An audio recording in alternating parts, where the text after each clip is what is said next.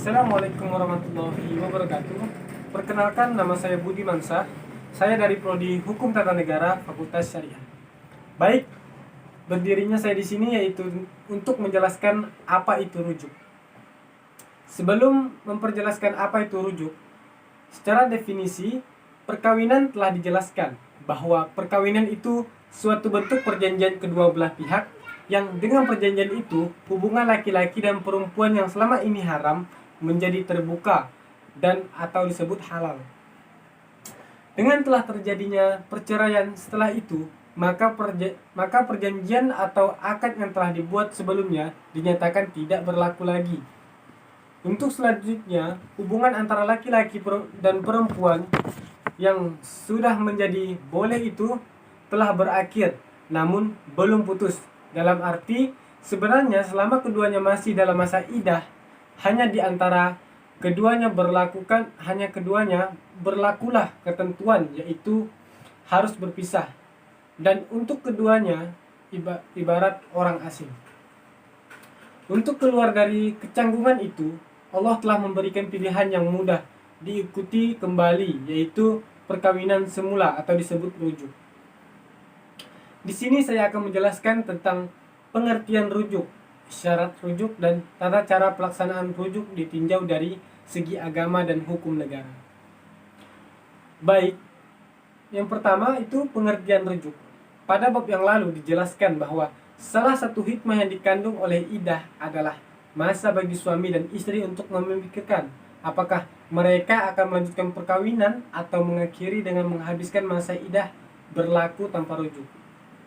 Jika selama menunggu itu suami berpikir untuk tetap melanjutkan perkawinan, maka yang dilakukan adalah merujuk atau kembali istrinya dengan ketentuan yang telah ditetapkan oleh syara. Atas dasar itulah rujuk secara bahasa bermakna kembali atau pulang.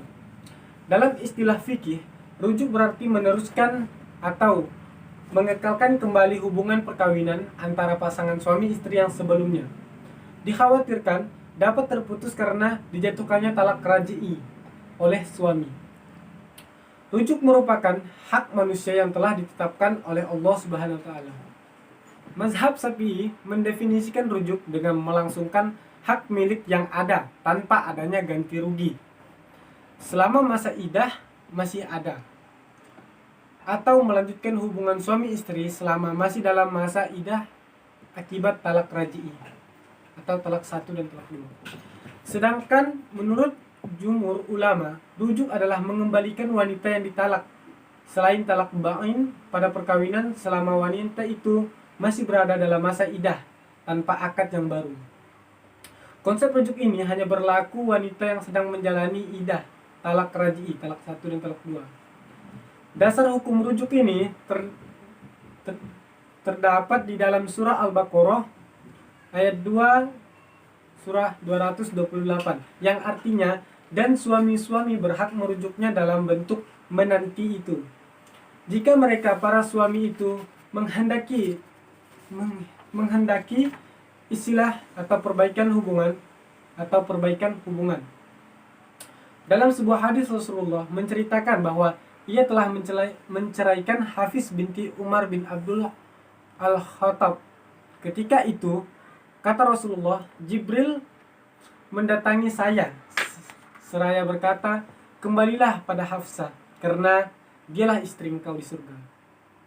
Adapun rukun rujuk adalah sikhat, yaitu pertanyaan kembali dari suami, serta perbuatan yang menunjukkan keinginan tersebut. Mazhab Syafi'i menetapkan rukunnya seperti sikhar suami yang telah melaksanakan rujuk. Menurut mazhab Sambali, rukunnya di samping 2 kali yang disebut oleh Syafi'i ditambah dengan jima atau bersetubuh. Sedangkan menurut mazhab Maliki, rukunnya adalah niat suami yang menyatakan rujuk dan istrinya yang akan dirujuk. Al-Malibri juga menyebutkan rukun rujuk yang terbagi menjadi 3, yaitu murtaji, sikhat, dan murtaji, mahal, dan sikhat. Murtaji adalah pelaku rujuk yang merupakan subjek hukum yang layak bertindak atau ahliyah, tidak gila, tidak sedang dipaksa. Sedangkan mahal adalah dirujuk yang bekas istri yang telah dijatuh talak dan sedang berada dalam masa iddah. Sedangkan sikhat adalah ucapan bekas suami yang menyatakan rujuknya. Penting untuk dicatat, sikhat dalam hal rujuk berbeda dengan sikhat dalam akad nikah. Bila sikhat pada nikah, wali dan mempelai mengucapkan ijab dan qabul, maka dalam merujuk hanya pernyataan dari suami saja, bahkan bisa hanya dengan niat yang kemudian dilanjutkan dengan persetubuhan. Melihat rukun rujuk yang digariskan pada ulama fikih, tampaknya faktor yang paling menentukan adalah suami. Sebab karena hak talak berada pada suami, hak untuk rujuk. Baik, di sini tidak diperlukan persetujuan istri selama masa iddah talak raj'i. Suami boleh merujuk istrinya hanya dengan pernyataan kembali, tanpa harus dengan akad yang baru dan tanpa mahar. Akan tetapi, jika masa iddahnya telah habis atau talak raj'i, suami berniat untuk kembali, maka ia harus melalui dengan akad yang baru serta dengan mahar yang baru. Tentu saja dalam hal ini persetujuan atau mantan istri menjadi suatu yang niscaya. Sedangkan pada kasus talak bain kubro, maka syarat untuk kembalinya suami kepada istrinya adalah mantan istrinya harus memilih terlebih dahulu dengan laki lain dan mereka melakukan hubungan suami istri, dan setelah itu suaminya menikahinya lagi. Setelah berakhirnya masa iddah, barulah suaminya yang pertama boleh menikahinya dengan akad yang baru. Ulama fikih telah menetapkan sahnya rujuk sebagai berikut. Yang pertama, suami yang melakukan rujuk adalah orang yang bertindak hukum, yaitu balik atau berakal. Dan yang kedua, suami yang akan rujuk harus menyatakan dengan jelas keinginannya, atau dapat juga dengan sindiran. Sebagian ulama ada juga telah berpendapat bahwa boleh langsung dengan perbuatan. Yang ketiga, status wanita yang telah dinyatakan talak haruslah masih berada dalam masa iddah atau dalam kelanjutan.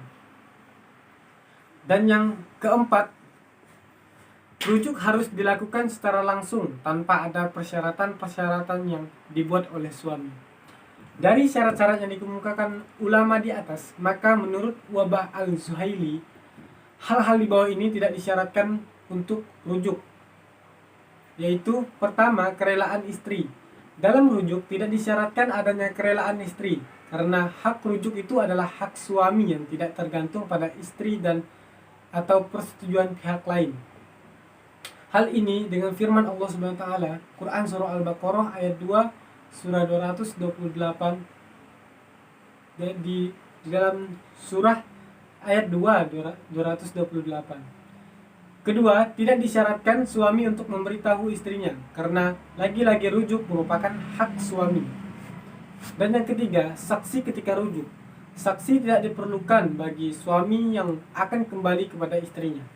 Akan tetapi, ulama sepakat mengantarkan bahwa adanya saksi itu dianjurkan sekedar untuk berhati-hati belaka.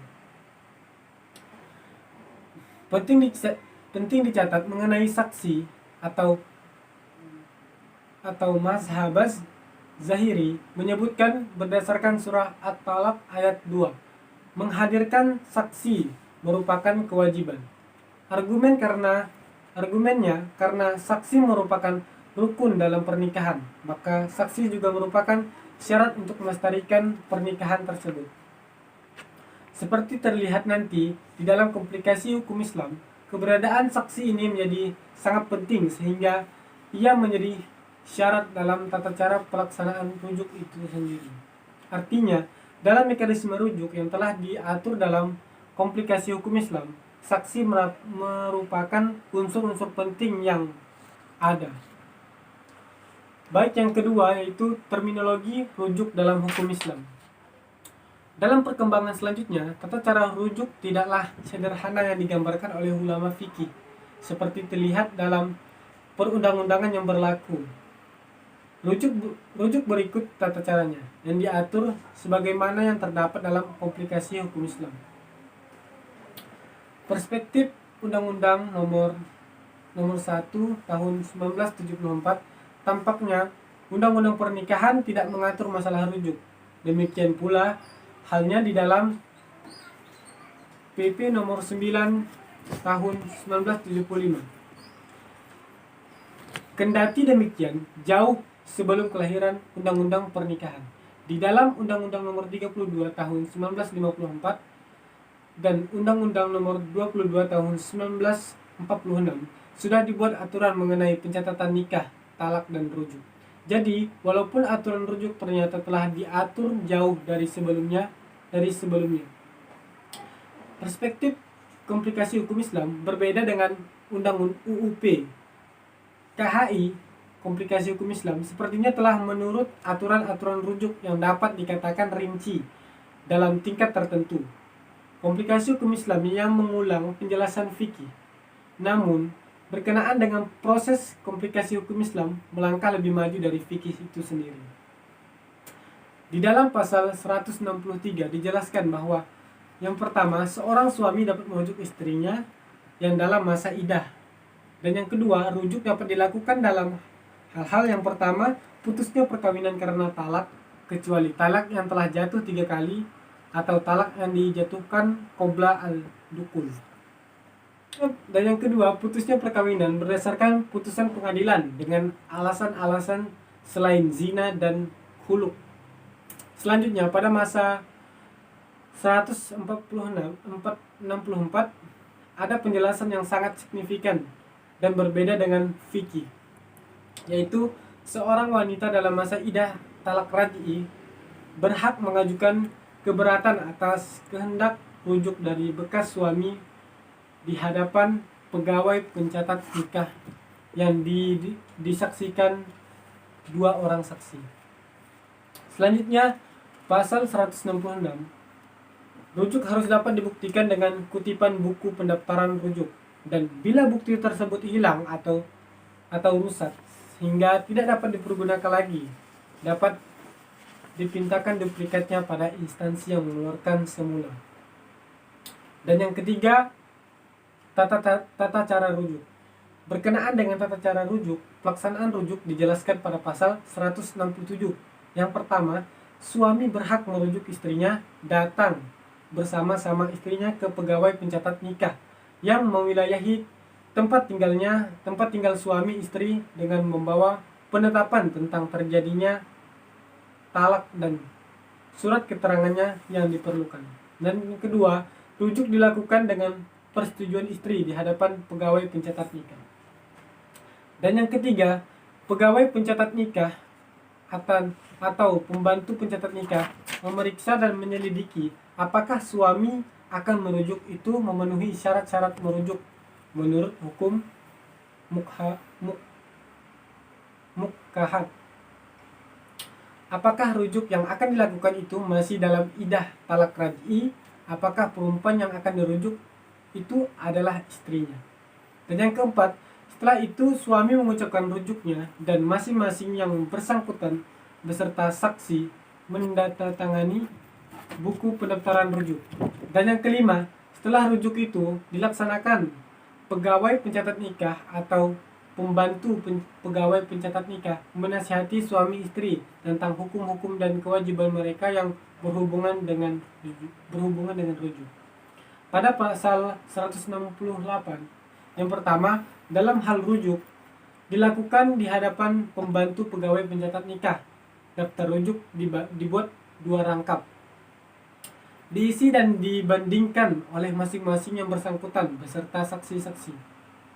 Selain dikirim kepada pegawai pencatat nikah yang mewilayahi disertai surat-surat keterangan yang diperlukan untuk dicatat dalam buku pendaftaran rujuk yang lalu disimpan. Dan yang kedua, pengiriman lembar pertama dari daftar rujuk oleh pembantu pegawai pencatat nikah dilakukan selambat-lambatnya 15 hari sesuai rujuk dilakukan. Dan yang ketiga, apabila lembaran pertama dari daftar rujuk itu hilang, maka pembantu pegawai pencatat nikah membuatkan salinan dari daftar kedua dengan berita acara tentang sebab hilangnya.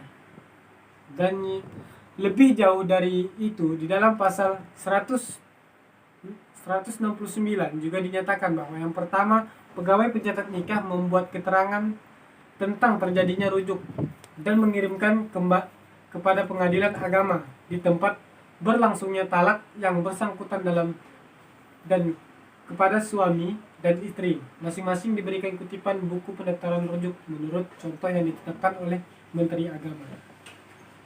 Dan yang kedua, suami istri atau kuasanya dengan membawa kutipan buku pendaftaran rujuk tersebut datang ke pengadilan agama tempat berlangsungnya talak dahulu untuk mengurus dan mengambil kutipan akta nikah masing-masing yang bersangkutan setelah diberi catatan oleh pengadilan agama dalam ruang yang telah tersedia. Kutipan akta nikah tersebut bahwa yang bersangkutan telah rujuk. Dari penjelasan pasal-pasal di atas, seperti pasal 164, tampaklah bahwa istri memiliki hak untuk menolak kehendak rujuk suaminya. Tentu saja hal itu berbeda dengan penjelasan yang ada di dalam kitab fikih yang tidak mensyaratkan persetujuan istri. Di samping persyaratan administratif yang ditetapkan juga merupakan perkembangan pemikiran yang abadi dalam kitab fikih. Dengan demikian, dalam hal rujuk terjadi perkembangan konseptual yang signifikan dari fikih ke undang-undang perkawinan dan komplikasi hukum Islam. Fikih yang semula meletakkan wewenang rujuk pada suami, sehingga ia bebas menentukan kapan dan dengan cara bagaimana ia rujuk. Telah dibatasi dengan adanya persyaratan persetujuan istri. Artinya, walaupun suaminya meminta rujuk, namun istrinya tidak berkenan, maka rujuk itu tidak terjadi. Persoalannya adalah mengapa komplikasi hukum Islam memberikan peluang kepada istri untuk menolak kehendak rujuk suami, karena agaknya hal ini merupakan suatu bentuk perlindungan komplikasi hukum Islam terhadap perempuan. Agaknya tidak adil jika sepenuhnya diberikan kepada suami, sehingga ia bebas mentalak istrinya. Ketika suami telah mentalak istrinya, ia juga berhak merujuk istrinya kapan ia mau selama masa iddahnya. Sampai di sini, terkesan seolah-olah istri tidak berdaya menghadapi dominasi suami. Istri lebih pada posisi yang ditentukan ketimbang menentukan. Dengan diberikan hak kepada istri untuk menolak atau menyetujui kehendak rujuk, sebenarnya aturan ini mengingatkan laki-laki agar tidak sembarangan menjatuhkan talak kepada istrinya. Dalam konteks ini, semangat undang-undang pernikahan dan komplikasi hukum Islam yang menempatkan laki-laki dan perempuan dalam posisi yang sejajar juga terlihat pada aturan-aturan rujuk. Pada paling tidak, aturan ini termasuk aturan mengenai talak dapat menekan talak pada tingkat yang paling minimal. Perkembangan pemikiran fikih juga dapat dilihat pada aturan-aturan komplikasi hukum Islam yang berkenaan dengan tata cara rujuk seperti terlihat dalam pasal-pasal komplikasi hukum Islam. Di dalam tata cara tersebut begitu terang, ternyata cukup banyak aturan administratif yang harus dipenuhi bagi pasangan suami istri yang ingin merujuk. Yang menarik, komplikasi hukum Islam mengamankan kepada pegawai pencatat nikah untuk menasihati kedua mempelai agar konflik tidak terjadi lagi dalam rumah tangga. Dengan aturan dan tata cara rujuk, tegaslah rujuk yang di dalam kitab-kitab fikih dipandang sebagai peristiwa yang personal yang hanya melibatkan suami dan istri, ternyata telah digeser menjadi wilayah yang sedikit terbuka, sehingga persyaratan administratif menjadi sangat penting dan ditempatkan sebagai bukti identik bahwa rujuk telah terjadi.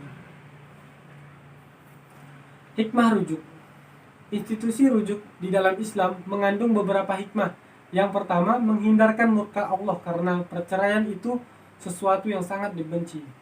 Dan yang kedua, bertobat dan menyesal atas kesalahan-kesalahan yang lalu untuk bertekad memperbaikinya. Dan yang ketiga, untuk menjaga keutuhan keluarga dan menghindarkan perpisahan keluarga. Terlebih lagi adalah untuk menyelamatkan masa depan anak bagi yang telah mempunyai keturunan.